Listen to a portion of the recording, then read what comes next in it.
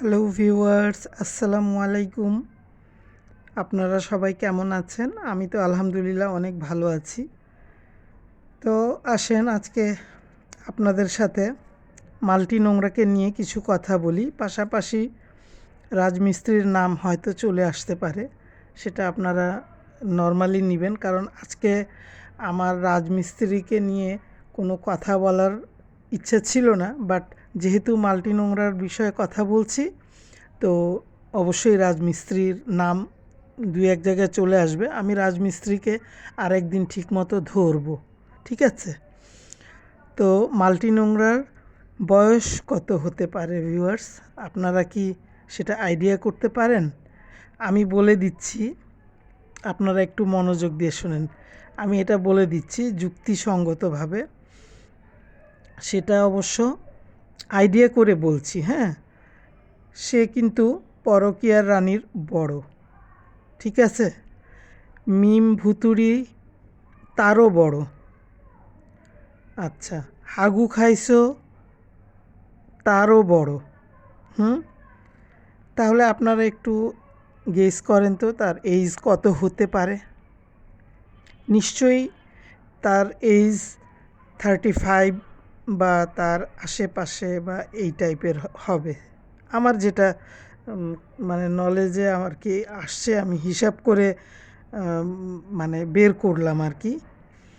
তো এটাই হচ্ছে তার মানে একদম একজ্যাক্ট যে 35 তা কিন্তু না, মানে এর আশেপাশে, হয়তো কম হয়তো বেশি এই রকম।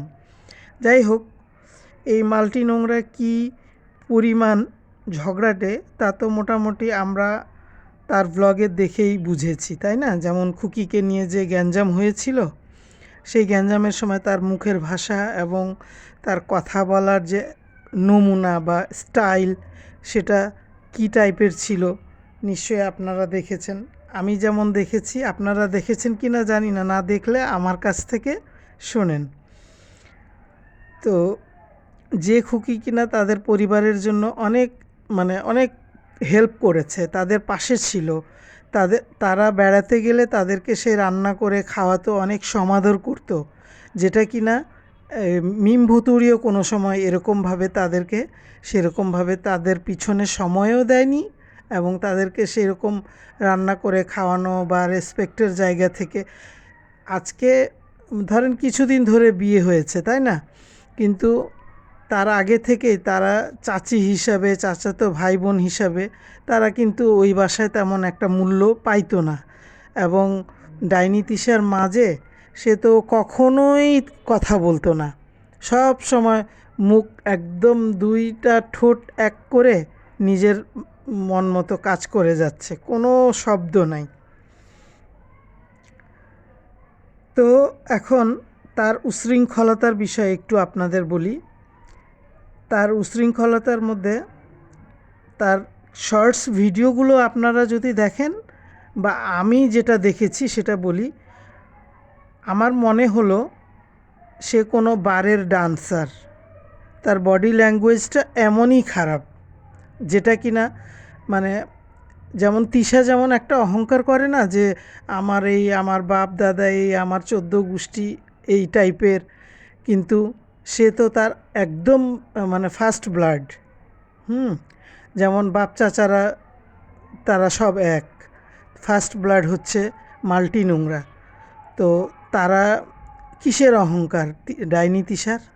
সে এগুলা দেখে না। সে তো অবশ্য এগুলো দেখলেও কিছু আসে যায় না, কারণ সে তো নিজেই এই টাইপের, তাই না? তো তার উশৃঙ্খলতার জন্য মানে আমি তার শর্ট ভিডিওর যে কিছু নাচের সাথে বা গানের সাথে লিপসিং করে যে ভিডিওগুলো দিয়েছে, সেটা দেখে আমি তো পুরো একেবারে থান্ডার্ড। ও মাই গড, সে কি, এটা কি করে, পাগল নাকি, মাথায় কি কোনো সমস্যা, তারটার ছিঁড়ে গেছে? যাই হোক, বিদেশে গিয়ে তো মনে হলো কোনো বারে সে নাচানাচি করে আসছে, তাই না? নাচানাচি করে যে টাকা ইনকাম করে নিয়ে আসছিল, সেই টাকা দিয়েই এই একটা নাটক সাজানো নাটক আর কি, এই বিয়েটা ছিল সাজানো নাটকের মতো করে। পয়সা লুটায়া বিয়ে করছে, ঠিক আছে? মনে হয় যেন যাদের বাবারা কোটিপতি তারাও তো এভাবে মেয়েকে বিয়ে দেয় না, সে এভাবে বিয়ে করছে। কারণ ওই যে ভিডিও করবে, ভিডিও করলে তার টাকা মাইনাস প্লাস আর কি এরকম হয়ে যাবে, বিষয়টা এরকমই ছিল। পৃথিবীর কোনো ইতিহাসে কি দেখেছেন আপনারা প্রথম বিয়ে পালিয়ে গিয়ে করেছিল? এই জন্য হাগু খাইছো কিন্তু অনেক দিন তার সাথে কথা বলে নাই। এমনকি তার রিক্সা চালক বাবা তার বাসায় তাকে অ্যালাউ করে নাই আসার জন্য, কারণ তার ছেলে কথা বলতো না, তারা পছন্দ করতো না, তার বাসায় তার আসা যাওয়া অ্যালাউ ছিল না। অনেক দিন পরে সব কিছু যখন ওদের মধ্যে ডিভোর্স হয়ে যায়, তারপরে ছাড়াছাড়ি হয়, তারপরে আর কি তারা মানে একটু বোনের সাথে একটু একটু করে কথা বলা শুরু করলো। হাগু খাইছো, হাগু খাইছো কিন্তু চরম বেয়াদব এবং ঘাউড়া, বুঝেন আপনারা, ঘাড় তেড়া। বেবি কনসিভ না করার কারণেই এই সংসার তার ভাঙে, ওই সংসারটা আর কি, এটা তো না, ওইটা মানে ফার্স্ট বিয়েটা। তারপর কিছুদিন এই বাড়ি ওই বাড়ি ঘোরাঘুরি, মিমের বাসায় মিমকে গিয়ে সময় দিচ্ছে, মিমের যা যা অর্ডার হচ্ছে, মানে এটা কিনে নিয়ে আসিস নিউ মার্কেটে গিয়ে, ওটা আমার জন্য কিনে নিয়ে আয়, মানে এত পিতলা পিরিত যা বলার বাহিরে। কিন্তু মিম ভুতুড়ির তো একটা উদ্দেশ্য ছিল, টার্গেট ছিল বাবু, মানে হাগু খাইছোকে এনিহাও মানে এটা হাত করতে হবে। এই বুদ্ধিটাও ডাইনি তিশা মাগিনুরের, ঠিক আছে? কারণ ডাইনি তিশা জানে বোনকে তো এখন আর অন্য কোথাও বিয়ে দেওয়া সম্ভব না, কারণ একটা বাচ্চা নিয়ে কেউ তাকে বিয়ে করবে না, এবং মানে সাধারণত করে না আর কি, আমরা যেটা আমাদের সমাজ ব্যবস্থায় দেখে আসছি সাধারণত করে না। যখনই দেখলো হাগু খাইসোর সাথে মিম ভুতুড়ি এক রিলেশনে জড়িয়ে গেছে, তখন থেকেই সম্পর্ক তাদের মধ্যে দূরত্ব তৈরি হয়ে যায়। সে তো আগেই আজ করতে পারছে, কিছুতেই মাল্টি নোংরা ও তার মা এই বিয়ে মেনে নিতে চাচ্ছিল না। তারপর কোনো না কোনোভাবে আর কি, যাই হোক, হাগু খাইছো তাদের মানে তাদেরকে কোনো কিছু অনেক কিছু বুঝাইছে, তারপরে তারা গিয়ে রাজি হয়েছে। তারপর তেমন একটা আনন্দ নিয়ে বিয়েতে উপস্থিত বা কাবিনের সময় উপস্থিত ছিল না। আচ্ছা, রাজমিস্ত্রির বিষয়ে একটু বলি। রাজমিস্ত্রি কিন্তু একমাত্র তার ইউটিউব জগৎকে প্রতিষ্ঠিত করার জন্যই মাল্টি নোংরাকে বিয়ে করেছিল। রাজমিস্ত্রি কিন্তু চরম চালাক এবং ধুরন্ধর চতুর, তার সব কিছু জেনেই সে তাকে বিয়ে করেছে। সে জানে যে সে এই মেয়েটা এরকম, এবং একে বিয়ে করলে আমি এই জগতে প্রতিষ্ঠিতও হতে পারবো এবং আমার লাইফ অন্যরকম হয়ে যাবে যদি আমি অ্যাটলিস্ট যদি আমি 2-3টা বছরও সংসার করি। কিন্তু এই মাল্টি নোংরা বেশি চালাক না, সে কিন্তু এটা বুঝতে পারে নাই। আচ্ছা, যাই হোক, আজকে আমি আর রাজকে নিয়ে খুব বেশি কিছু বলবো না, কারণ রাজ আমার আজকের সাবজেক্ট না। রাজমিস্ত্রি কিন্তু অনেক কিছু মানে তার সব কিছু সহ্য করতে করতে করতে করতে যাই হোক এক পর্যায়ে সে আর কি গিয়ে মানে মানে অনেক রাগ দেখাইলো। রাজমিস্ত্রি যখন বিদেশে ছিল তখন থেকেই কিন্তু তাদের মধ্যে প্রেম হয়। রাজমিস্ত্রি পরিবার কিন্তু মাল্টি নোংরাকে বিয়ে করিয়ে আনতে কখনোই রাজি ছিল না। রাজমিস্ত্রি হয়তো মাকে বুঝিয়েছে, দেখো আমি যদি এই মেয়েটাকে বিয়ে করি, এই মেয়েটাকে বিয়ে করলে এক, তার তো বাচ্চা কাচ্চা হবে না, 2, সে একজন মোটামুটি ইউটিউব জগতের ফ্যামিলির মেয়ে, আমি ইউটিউব জগতে প্রতিষ্ঠিত হইতে পারবো, আমাকে মানুষ চিনবে, আমি ভালো একটা ইনকাম করতে পারবো, এইসব চিন্তাভাবনা করে রাজমিস্ত্রি তাকে বিয়ে করে।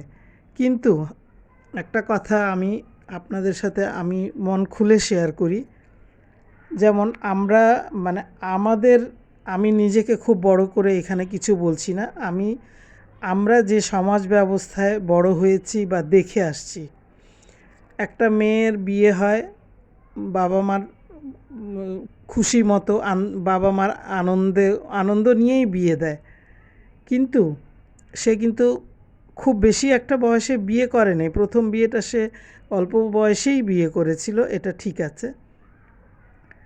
তো যখন রাজমিস্ত্রির সাথে সে মেলামেশা শুরু করলো, রাজমিস্ত্রি মেলামেশা দ্যাট মিন্স রাজমিস্ত্রির সাথে কন্ট্যাক্টে আসলো, তখন তো রাজমিস্ত্রি যেহেতু তার বড় ভাইয়ের বন্ধু, সে তো তার ফ্যামিলি বা পারিবারিক ব্যাকগ্রাউন্ড সবই তো জেনেছে, তাই না? সে জেনে আসার পর তারপরে সে তাকে বিয়ে করেছে, এবং তার সব মানে শর্তগুলো কঠিন কঠিন কিন্তু শর্ত ছিল তার বিয়ের পারপাসে।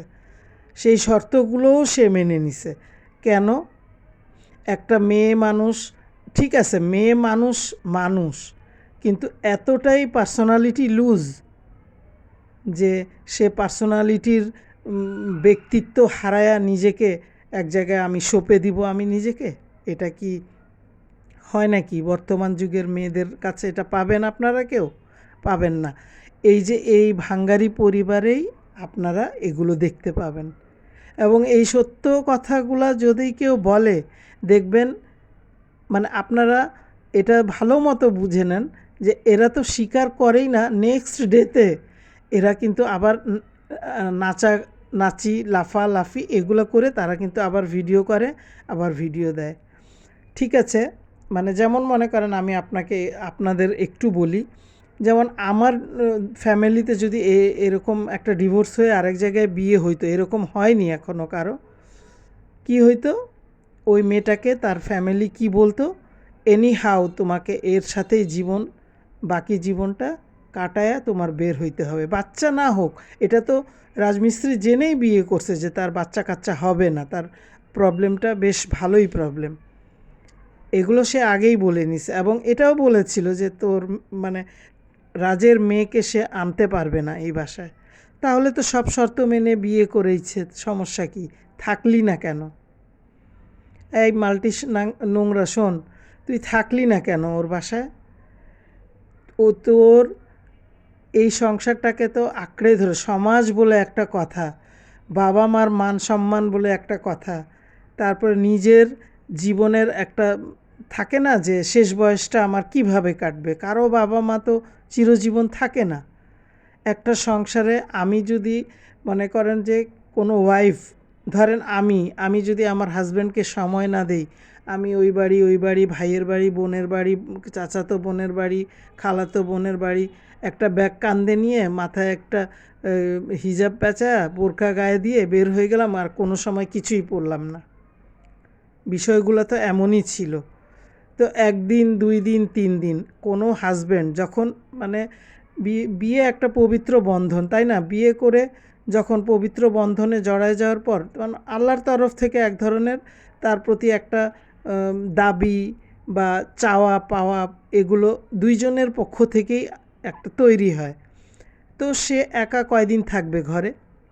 তাকে রেখে সে জমি কিনতে যাচ্ছে, তাকে রেখে সে মায়ের কাছে চলে যাচ্ছে। আচ্ছা, অনেকের মাই তো অসুস্থ থাকে, যারা ধরেন আমি ঢাকায় আছি, আমার মা যদি থাকে হইল গিয়া খুলনা, বরিশাল, চট্টগ্রাম, তো আমার তো দেন এন্ড দেন ওই মুহূর্তেই চলে যাওয়া সম্ভব না।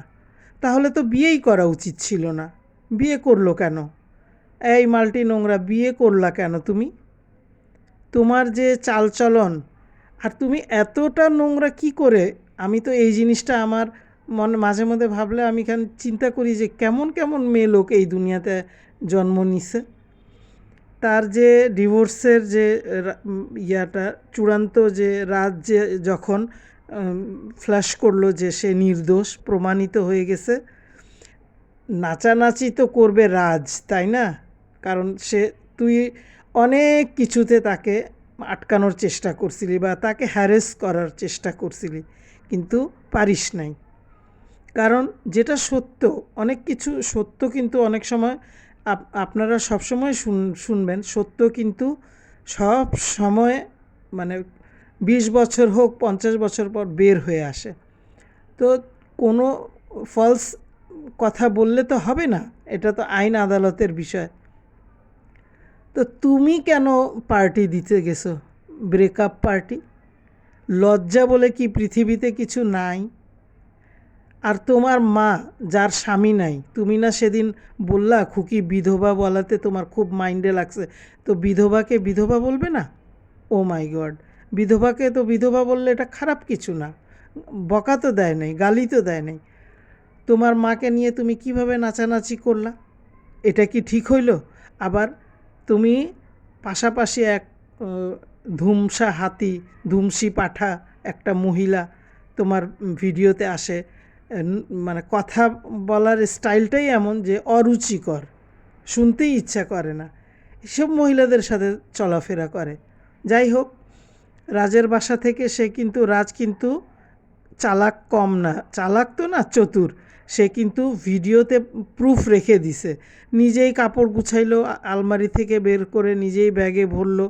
ইভেন তার মাও তো একসময় গিয়ে তার জিনিসপত্র নিয়ে আসছিল। তো সে চলে আসছে, রাজ পিছন থেকে অনেক ডাকছে। এখন রাজ অভিনয় করে ডাকুক বা মন থেকে ডাকুক বা নাই মানে চায় নাই যে সে থাকুক, তারপরেও তো ভিডিওতে তো আমরা দেখছি যে ডাকছে। তো যখন সংসার করার ইচ্ছাই ছিল না, তাইলে এত নাটকীয়ভাবে বিয়ে কেন? হোয়াই? হ্যাঁ, এত নাটকীয়ভাবে বিয়ে কেন? এই ডাইনি তিশা পরিবার এগুলাই কি ভিডিও করে মানে পাবলিককে দেখায় যে আমরা এই ক্লাসের? ক্লাসটা তো মাশাআল্লাহ, মানে এমনই ক্লাস, যেই ক্লাসের কোনো মানে একটা আছে না যে মানে প্রপার একটা, যে একটা মানুষ বলবে শব্দ যে এই class, first class, second class, third class, এদের কোনো ক্লাসই নাই। 100 ভাগ ওই সংসার যদি একটা ভালো মেয়ে হইতো, চিন্তা করতো মানুষের জীবনে কয়টা বিয়ে হয়, আর সে তো আমার সব জেনে শুনে বিয়ে করছে, আমি বাকি জীবনটা এখানেই কাটাই দিই। ও মা, ভাইয়ের জমির টাকা দেয়া লাগবে, জমি কেনা লাগবে, মায়ের অসুখ, ভাইয়ের অসুখ, চাচাতো বোনের অসুখ, মামাতো ভাইয়ের অসুখ, প্রত্যেকটা কাজে তুমি ধাম করে একা বের হয়ে যায়। তোমাদের ফ্যামিলির কি নিয়মকানুন কি এগুলাই নাকি? কোনো সিস্টেম নাই যে কি কোন সিস্টেমে বাবার বাড়িতে যাব, কিভাবে আসব? অবশ্যই সোভার বলে একটা শব্দ আছে, তাই না? সেগুলো তো ছিল না। মনে হচ্ছে কি বস্তির মতো একটা বোরকা পরে নিলাম, উপর দিয়ে একটা ওড়না পেঁচায় নিলাম, ব্যাগ নিয়ে নিলাম, হুশ করে বের হয়ে গেলাম। মানে কি আর বলবো, মানে মাঝে মধ্যে এগুলো ভাবলে না মানে হাসি আসে যে এগুলো কি পাগল ছাগলদের ভিডিও মানুষ দেখে, 10,000 20,000, আবার এদের ভিউজ।